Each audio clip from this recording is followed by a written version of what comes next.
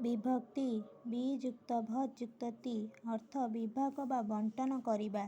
ପ୍ରଥମ ବିଭକ୍ତି କର୍ତ୍ତା ଟି ଟାଏ ଗୁଡ଼ିକ, ଦ୍ୱିତୀୟ ବିଭକ୍ତି କର୍ମ କୁଙ୍କୁ ମାନଙ୍କୁ, ତୃତୀୟ ବିଭକ୍ତି କରଣ ରେ ଦ୍ୱାରା, ଚତୁର୍ଥ ବିଭକ୍ତି ସମ୍ପ୍ରଦାନ କୁଙ୍କୁ ମାନଙ୍କୁ, ପଞ୍ଚମ ବିଭକ୍ତି ଅପାଦାନ ରୁ ଠାରୁ ମାନଙ୍କ ଠାରୁ, ଷଷ୍ଠୀ ବିଭକ୍ତି ସମ୍ବୋଧ ପଦ ରଙ୍କର ମାନଙ୍କର, ସପ୍ତମୀ ବିଭକ୍ତି ଅଧିକରଣ ରେ ଠାରେ ମାନଙ୍କର।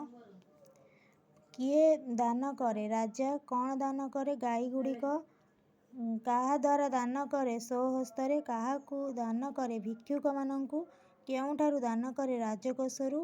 କେତେବେଳେ ଦାନ କରେ? ପ୍ରଭାତରେ।